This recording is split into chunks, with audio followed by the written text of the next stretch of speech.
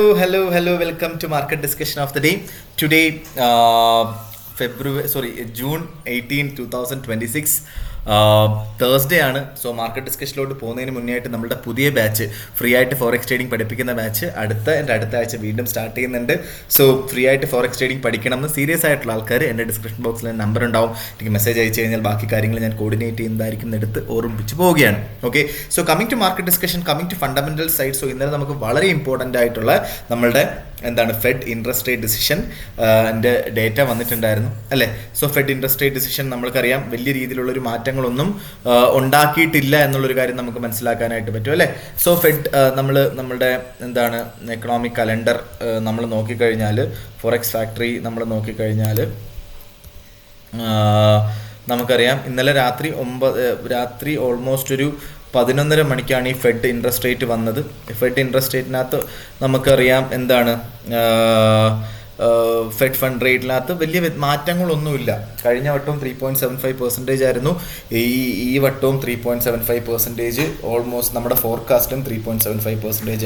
Unexpected ആയിട്ടുള്ള ഒന്നും നടന്നിട്ടില്ല. പക്ഷേ മാർക്കറ്റ് നമ്മൾ നോക്കിക്കഴിഞ്ഞാൽ ഗോൾഡിൻ്റെ കൗണ്ടറിൽ ഓൾമോസ്റ്റ് ഭയങ്കര വലിയൊരു താഴ്ച മാർക്കറ്റിൽ ഉണ്ടായിട്ടുണ്ടായിരുന്നു അല്ലേ. സോ ഗോൾഡ് ഓൾമോസ്റ്റ് 4380 നിന്ന് 4220 വരെ ഓൾമോസ്റ്റ് ഒരു 1500 പിപ്പിൻ്റെ മൂവ്മെൻറ്റ്. അതായത് ഒരു ലോട്ടിൽ ഒരു 4380 നിന്ന് ബൈ ചെയ്തിട്ടുള്ള ആൾക്ക് $15,000 ലോസ് ആണ് കഴിഞ്ഞ ഒറ്റ ദിവസം കൊണ്ട് ഉണ്ടായത്. ഓക്കെ, സോ ഇതൊരു എന്താണ് ഇവിടെ സംഭവിച്ചത്, എന്താണ് ഇവിടെ സംഭവിക്കുന്നത് അല്ലേ. സോ ഇതാണ് നമുക്ക് മെയിനായിട്ടും അറിയേണ്ട ഒരു കാര്യം എന്ന് പറഞ്ഞു കഴിഞ്ഞാൽ. ഓക്കെ, നമ്മൾ മനസ്സിലാക്കേണ്ട കാര്യം എന്താ വെച്ചാൽ, ഈ പറയുന്ന ഫെഡ് ഇൻട്രസ്റ്റ് റേറ്റ് ഡിസിഷൻ എന്ന് പറയുന്ന സംഭവം എല്ലാവരും എക്സ്പെക്റ്റ് ചെയ്തത് ഒരു വെയിറ്റ് ആൻഡ് സീ യിലോട്ട് പോകും, അല്ലെങ്കിൽ നമ്മൾ ഒരു 1-2 മാസം കഴിഞ്ഞതിന് ശേഷം നമുക്കൊരു തീരുമാനം എടുക്കാം എന്ന് ഫെഡ് പറയും എന്നുള്ളതായിരുന്നു. പക്ഷേ അതിന് വിപരീതമായിട്ടുള്ള കാര്യങ്ങൾ സംഭവിച്ചു എന്നുള്ളതാണ് ഇതിൻ്റെ മെയിനായിട്ടുള്ള റീസൺ. ഓക്കെ, സോ ഫെഡ് ഒരു ഹോക്കിഷ് ആയിട്ടുള്ള ഒരു ഇൻട്രസ്റ്റ് റേറ്റ് കൊണ്ടുവരാം എന്നുള്ളൊരു ഹിൻഡ് കൊടുത്തതാണ് ഫസ്റ്റ് ഓഫ് ഓൾ മാർക്കറ്റ് താഴോട്ട് പോയത്. ഓക്കെ, എന്താ പറയുക, ഈ ഒരു റേറ്റ് ഹൈക്സ് ഉണ്ടാകാം ഓക്കെ എന്നുള്ളൊരു ഹിൻ്റായിരുന്നു ആദ്യമേ കൊടുത്തത് ഫെഡ് ഇൻട്രസ്റ്റ് റേറ്റിൻ്റെ സമയത്ത്. ഓക്കെ, സോ അത് മാത്രമല്ല നമ്മൾ മനസ്സിലാക്കേണ്ട കാര്യം എന്താ വെച്ചാൽ, കഴിഞ്ഞ മാർച്ചിൽ ഫെഡ് പറഞ്ഞിട്ടുണ്ടായിരുന്നു ഒരു ഇൻട്രസ്റ്റ് റേറ്റ് കട്ട് ഉണ്ടാവാനായിട്ടുള്ള പോസിബിലിറ്റി ഉണ്ട് എന്നുള്ളൊരു കാര്യം. പക്ഷേ ഒരു അപ്ഡേറ്റഡ് എക്കണോമിക് പ്രൊജക്ഷൻ വെച്ചിട്ട് 19 ഒഫീഷ്യൽസിനകത്ത് 18 പേരും എക്സ്പെക്റ്റ് ചെയ്യുന്നത് ഈ ഒരു എൻഡ് ഓഫ് 2026ഓടെ ഫെഡ് ഇൻട്രസ്റ്റ് റേറ്റ് കൂട്ടും എന്നുള്ളൊരു കാര്യം തന്നെയാണ്. ഓക്കെ, സോ അതിൻ്റെ റീസൺ എന്താ വെച്ചാൽ, ഈ കഴിഞ്ഞ 3 വർഷത്തിൽ ഏറ്റവും കൂടുതൽ ഇൻഫ്ലേഷൻ ആണ് ഇപ്പോൾ റണ്ണിങ് ആയിക്കൊണ്ടിരിക്കുന്നത്, 4.2% in the US because of energy cost and Middle East tension. So അത് കുറയ്ക്കുക എന്നുള്ളതാണ് മെയിനായിട്ടും ഫെഡിൻ്റെ ഉദ്ദേശം എന്നുള്ളൊരു കാര്യമാണ് നമ്മൾ മനസ്സിലാക്കേണ്ടത്. സോ അത് കഴിഞ്ഞിട്ട് 12 ഇത്രയും ആയപ്പോൾ തന്നെ എന്തായി, 11:30 മണിക്ക് തന്നെ ഓൾമോസ്റ്റ് മാർക്കറ്റ് 4380 4300 എത്തി. പിന്നെ അവിടെ കിടന്ന് കറങ്ങായിരുന്നു. Okay, then the market was waiting for നമ്മുടെ ഫെഡ് ചെയർ കെവിൻ വാഷ് സ്പീച്ചിന് വേണ്ടിയിട്ട് വെയിറ്റ് ചെയ്യായിരുന്നു അല്ലേ. സോ കെവിൻ വാഷ് പറഞ്ഞിട്ടുള്ള കാര്യം എന്താ വെച്ചാൽ, പുള്ളിക്കാരൻ എന്താ പറയുക, ഫെഡ് ഇൻട്രസ്റ്റ് റേറ്റ് കുറയ്ക്കും എന്നൊക്കെയുള്ള രീതിയിലുള്ള സംസാരങ്ങളൊന്നും ഉണ്ടായിട്ടില്ലായിരുന്നു. ഓക്കെ, പുള്ളിക്കാരൻ ഡയറക്റ്റ്ലി എന്ത് പറഞ്ഞു, ഫെഡിൻ്റെ അൾട്ടിമേറ്റ് എയിം എന്ന് പറയുന്നത് അവരുടെ ഇൻഫ്ലേഷൻ ബാക്ക് ടു 2% കൊണ്ടുവരിക എന്നുള്ളതാണ് ഫെഡിൻ്റെ അൾട്ടിമേറ്റ് എയിം എന്നുള്ളൊരു കാര്യം പറഞ്ഞു. ഓക്കെ, സോ അതിന് വേണ്ടിയിട്ട് ഉറപ്പായിട്ടും ഫെഡിൻ്റെ ഇൻട്രസ്റ്റ് റേറ്റ് കൂട്ടേണ്ടിയിരിക്കുന്നു.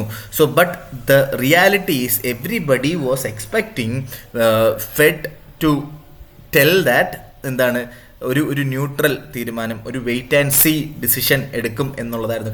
കഴിഞ്ഞ വട്ടമൊക്കെ പവൽ പറഞ്ഞത് അങ്ങനെയായിരുന്നു. ഓക്കെ, സോ പക്ഷേ Fed delivered a strict aggressive hawkish stance എന്നുള്ളതാണ് റിപ്പോർട്ടെന്ന് പറയുന്നത്. ഓക്കെ, സോ അത് ഭയങ്കര ഞാനും ആക്ച്വലി ഒരു വെയിറ്റ് ആൻഡ് സീ ഇതിലോട്ട് പോവും എന്നുള്ളതായിരുന്നു വിചാരിച്ചത്. കാരണം നമ്മുടെ വോറൊക്കെ അവസാനിച്ചല്ലോ, സ്ട്രേറ്റ് ഓഫ് ഹോർമസ് ഒക്കെ തുറന്നു. അപ്പോൾ ഉറപ്പായിട്ടും ഇൻഫ്ലേഷൻ സ്വാഭാവികമായിട്ടും കുറയേണ്ടതാണ്, ഓയിലിൻ്റെ പ്രൈസ് താഴെ പോയല്ലോ അതുകൊണ്ടിട്ട്. ഓക്കെ. അപ്പോൾ ആ ഒരു സമയത്താണ് ഫെഡ് ഇൻട്രസ്റ്റ് റേറ്റ് കൂട്ടും എന്നുള്ളൊരു കാര്യം പറഞ്ഞത്. സോ ഇതിൻ്റെ എഫക്റ്റ് എന്താണ് ഗോൾഡിൽ എഫക്റ്റ് എന്ന് പറഞ്ഞാൽ ഗോൾഡ് ഒരു എന്താ പറയുക കുറച്ചും കൂടെ ഒരു എന്താ പറയുക ഒന്ന് താഴോട്ട് വരാനായിട്ടുള്ള അല്ലെങ്കിൽ ബെയറിഷ് ആണ് ഗോൾഡിൻ്റെ എഫക്റ്റ് എന്ന് പറയുന്നത്. ഓക്കെ. സോ അതേപോലെ തന്നെ നമ്മൾ എന്താ പറയുക നമ്മുടെ യൂറോ USD GBP USD നോക്കിക്കഴിഞ്ഞാൽ അതും ബെയറിഷായിട്ടാണ് ഇതിനെ അഫക്റ്റ് ചെയ്യുന്നത്. നേരെ മറിച്ച് USD JPYയിൽ ഇത് അപ് ട്രെൻഡ് അല്ലെങ്കിൽ എന്താ പറയുക ഒരു ബുള്ളിഷ് ട്രെൻഡാണ് ഉണ്ടാക്കുന്നത് എന്നുള്ളൊരു കാര്യം കൂടെ മനസ്സിലാക്കി പോവുക. ഓക്കെ. സോ നമുക്ക് നേരെ നമ്മുടെ ടെക്നിക്കൽ സൈഡിലോട്ട് പോവാം, ടെക്നിക്കൽ മാർക്കറ്റ് അപ്ഡേറ്റ്സിലോട്ട് പോവാം. 4303 എന്ന് പറയുന്ന റേഞ്ചിൽ മാർക്കറ്റ് നിൽക്കുന്നു. ഓക്കെ. സോ എൻ്റെ അടുത്ത് ഇപ്പോൾ ചോദിച്ചു കഴിഞ്ഞാൽ മാർക്കറ്റ് ഡൗൺ ട്രെൻഡ് ആണ്. ഓക്കെ. സോ അതുകൊണ്ടിട്ട് തന്നെ 4300 എന്നൊക്കെ ഒരു ബൈ എടുക്കണമെന്ന് എൻ്റെ അടുത്ത് ചോദിച്ചാൽ എനിക്ക് അറിയില്ല എന്നുള്ളൊരു കാര്യമാണ് എൻ്റെ ഉത്തരം. ഓക്കെ. സോ നോർമലി ഇങ്ങനത്തുള്ള ദിവസങ്ങളിൽ ഞാൻ രാവിലത്തെ സെഷൻ വിട്ട് കളയാറുള്ളത്. പറ്റുവാണെങ്കിൽ ചിലപ്പം നമുക്ക് ഇന്നത്തെ ദിവസമേ പ്രത്യേകിച്ചൊന്നും ട്രേഡ് ചെയ്യാതിരുന്ന് കഴിഞ്ഞാൽ നല്ലതായിരിക്കും എന്നുള്ളതാണ് എൻ്റെ ഒപ്പീനിയൻ എന്ന് പറഞ്ഞു കഴിഞ്ഞാൽ. ഓക്കെ. കാരണം നമുക്ക് അവസരങ്ങൾ കിട്ടുമല്ലോ, കാരണം ഇത്രയും വലിയ മൂവ്മെൻറ്റ് ഓൾറെഡി ഉണ്ടായി അല്ലേ. സോ ഞാൻ എന്നാലും നിങ്ങൾക്കൊരു ബെറ്റർ ഓപ്പർച്യൂണിറ്റി കിട്ടിക്കഴിഞ്ഞാൽ എടുക്കാൻ വേണ്ടിയിട്ടുള്ള കാര്യങ്ങളായിരിക്കും ഇന്ന് പറയാൻ പോകുന്നത്. 4330 to 40 ഇടയ്ക്ക് നമുക്ക് കിട്ടിയാൽ ഉറപ്പായിട്ടും അവിടുന്ന് സെല്ല് ചെയ്തുകൊണ്ട് സ്റ്റാർട്ട് ചെയ്യാം. 4355 40 അവിടെയൊക്കെ കിട്ടിക്കഴിഞ്ഞാൽ 50-55 ലെവലിൽ നമുക്ക് സ്റ്റോപ്പ് ലോസ് വെക്കേണ്ടി വരും. ഓക്കെ. ടേക്ക് പ്രോഫിറ്റ് നിങ്ങളുടെ ഔചിത്യമാണ്, നിങ്ങൾ അതനുസരിച്ച് ചെയ്തു പോവുക. ഓക്കെ. നേരെ നമ്മൾ GBP USDയിൽ നമുക്കിപ്പോൾ ആക്ച്വലി നല്ലൊരു ഫ്ലോറാണ് കിട്ടിയിട്ടുള്ളത്. ഇവിടുന്ന് ഒരു ബൈ ചെയ്ത് മുന്നോട്ട് പോയി കഴിഞ്ഞാൽ ബെറ്റർ ആയിട്ടുള്ള ഒരു കാര്യമാണ്. ഓക്കെ. 1.3300 അവിടുന്ന് ബൈ ചെയ്ത് മുന്നോട്ട് പോവുക. 1.3300 അവിടുന്ന് ബൈ ചെയ്യുന്ന ആൾക്കാർ 1.3260 താഴെയായിട്ട് സ്റ്റോപ്പ് ലോസ് നിർബന്ധമായിട്ടും വെച്ച് പോവുകയും ചെയ്യുക. ഓക്കെ. നേരെ നമ്മളുടെ GBP USDയിലോട്ട് പോവാം, യൂറോ USDയിലോട്ട് പോവാം. യൂറോ USD നമുക്ക് നല്ലൊരു ബൈ എൻട്രി കിട്ടുന്ന സ്ഥലമാണിത്. ഓക്കെ. 1.1500 അവിടുന്ന് ബൈ ചെയ്യുക. 1.1460 താഴെയായിട്ട് സ്റ്റോപ്പ് ലോസ് വെച്ച് നമുക്ക് ആ ബൈ എൻട്രി ലോങ് ടേമിലോട്ട് വേണമെങ്കിലും നമുക്കത് എടുത്ത് പോവുകയും ചെയ്യാം കേട്ടോ. ഓക്കെ. USD JPY ഒരു നല്ലൊരു ഹൈയിൽ നിൽക്കുകയാണ്. സോ അതുകൊണ്ടിട്ട് തന്നെ അപ് ട്രെൻഡാണ്. ഇവിടുന്ന് ബൈ ചെയ്യണമെന്ന് എനിക്ക് സത്യം പറഞ്ഞു കഴിഞ്ഞാൽ പറയണം എന്നില്ല. ഓക്കെ. നമുക്കൊന്നും കൂടെ ഒന്ന് വെയിറ്റ് ചെയ്തിട്ട് ചെയ്യുന്നതായിരിക്കും നല്ലത്. എങ്ങാനും ചെറിയ രീതിയിൽ നമുക്ക് 160 അടുത്ത് കിട്ടിക്കഴിഞ്ഞാൽ ചെറിയ ലോട്ടുകൾ നമുക്ക് അവിടുന്ന് ബൈ ചെയ്തുകൊണ്ട് സ്റ്റാർട്ട് ചെയ്യാം. ഓക്കെ. ഇല്ലാത്ത പക്ഷം മാർക്കറ്റിൽ നിന്ന് മാറി നിൽക്കുന്നത് തന്നെ ആയിരിക്കും ഏറ്റവും ബെറ്റർ ആയിട്ടുള്ളൊരു കാര്യം. മാർക്കറ്റിൽ നിന്ന് മാറി നിൽക്കണം എന്നുള്ളതല്ല, ജസ്റ്റ് വെയിറ്റ് ആൻഡ് സീ. ഇന്നത്തെ ദിവസം കൂടെ വെയിറ്റ് ആൻഡ് സീ നമുക്ക് USD JPYയിൽ പറയാനായിട്ടുള്ളത്. വേണം എന്നുള്ള ആൾക്കാർ, റിസ്ക് എടുക്കാൻ തയ്യാറായ ആൾക്കാർ ഈ ഒരു ലെവലിൽ നിന്നൊക്കെ സെല്ല് ചെയ്ത് തുടങ്ങാം കേട്ടോ. 161.10 മുകളിൽ സ്റ്റോപ്പ് ലോസ് വെച്ചുകൊണ്ട് ഇവിടുന്ന് വേണമെങ്കിലും സെല്ല് എടുത്തുകൊണ്ട് നമുക്ക് സ്റ്റാർട്ട് ചെയ്യാനായിട്ട് പറ്റും. നമുക്ക് അറ്റ്ലീസ്റ്റ് ഒരു 160 വരെയുള്ള ഒരു മൂവ്മെൻ്റ് ഒക്കെ ഷുവറായിട്ടും കിട്ടേണ്ടതാണ്. ഓക്കെ. അല്ലെങ്കിൽ ലോങ്ങർ ടേമിലോട്ട് വേണമെങ്കിലും പ്ലാൻ ചെയ്ത് വെക്കാം. കാരണം ബാങ്ക് ഓഫ് ജപ്പാൻ ഇൻ്റർവെൻഷൻസ് ഉണ്ടാവാനായിട്ടുള്ള എല്ലാ പോസിബിലിറ്റി ഉണ്ട്. ഓക്കെ. 160 മുകളിലോട്ട് പോകുകയെന്ന് പറഞ്ഞാൽ ഉറപ്പായിട്ടും ബാങ്ക് ഓഫ് ജപ്പാൻ്റെ ഇൻ്റർവെൻഷൻസ് ഉണ്ടാകാം. ഓക്കെ. സോ അതാണ് എനിക്ക് ആക്ച്വലി പറയാനായിട്ടുള്ളത്.